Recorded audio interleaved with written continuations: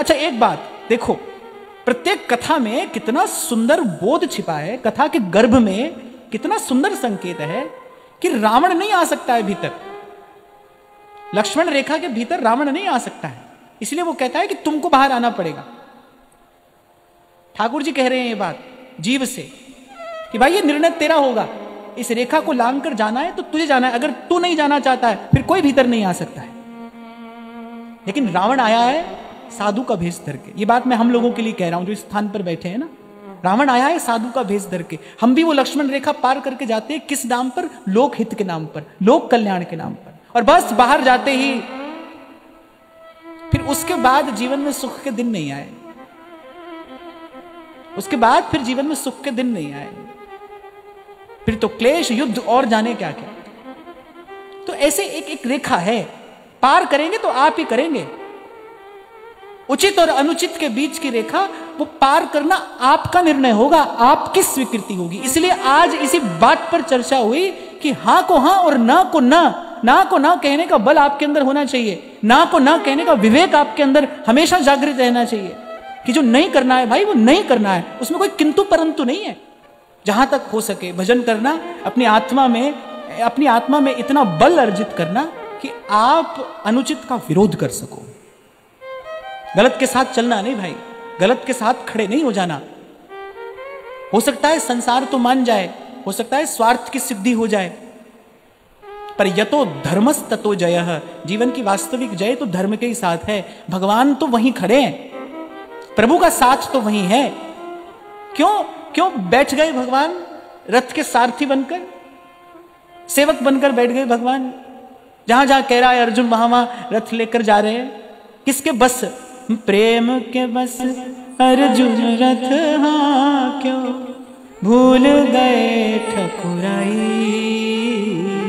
सबसे ऊंची प्रेम सगाई, सबसे ऊंची प्रेम सगाई। लेकिन भगवान देखते आ रहे हैं कि कितनी कितनी विपदा इन्होंने सही है पर धर्म नहीं छोड़ा। तो कभी भी नहीं कहूंगा कि थोड़ा बहुत ऐसा कर लो, थोड़ा बहुत वैसा कर लो, थोड़ा व्यवहार साध लो, थोड़ा ना, मैं नहीं कहूंगा ऐसी बात। मैं तो कहूंगा कि पहले अपना लक्ष्य निर्धारित कर लो कि आपको भगवान चाहिए या नहीं चाहिए। चाहिए तो फिर एक ही मार्ग है, सत्य का मार्ग, सत्य मार्ग।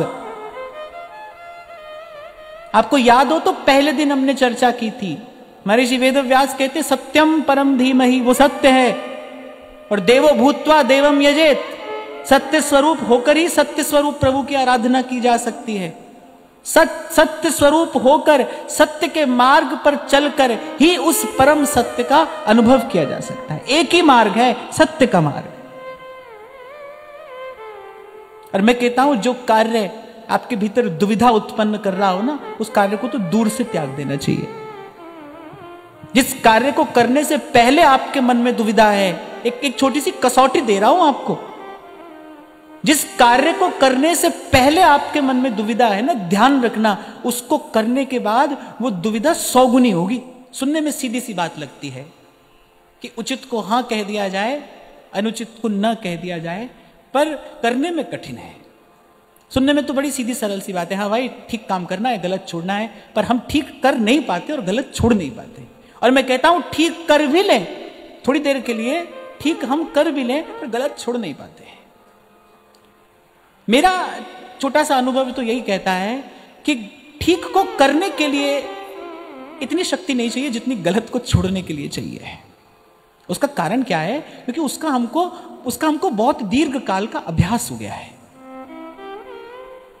चाय पीने की भी आदत हो जाए तो उसको छोड़ने के लिए ना शक्ति लगानी पड़ती है। अखबार पढ़ने की आदत हो जाती है लोगों को, वो अखबार पढ़े बिना उनको सुबह सुबह चैन नहीं मिलता।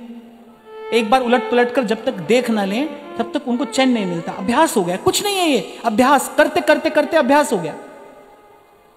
आपने कहावत सुनी होगी, करत करत अभ्यास जड़मति होत सुजान। पर ध्यान रखना, अगर अभ्यास करते करते जड़ता दूर होती है तो गलत के अभ्यास से जड़ता आ भी जाती है। अगर आप गलत का अभ्यास करेंगे, बार बार अगर आप कुछ अनुचित कर रहे हैं तो जड़ता आ भी जाएगी। अभ्यास है ही ऐसा। तो ये तो कभी सोचना ही नहीं कि आज गलत कर लें कल ठीक कर लेंगे, ऐसा नहीं होगा भाई। ऐसा तो आप कभी कर ही नहीं पाओगे। वो कर्म करके वो जो ऊर्जा शक्ति प्रकट होगी वो धकेलेगी आपको, बलात् उसी ओर ले जाएगी। ये कर्म का सिद्धांत भी है, ये कर्म का रहस्य भी है, और यही कर्म का बंधन भी है।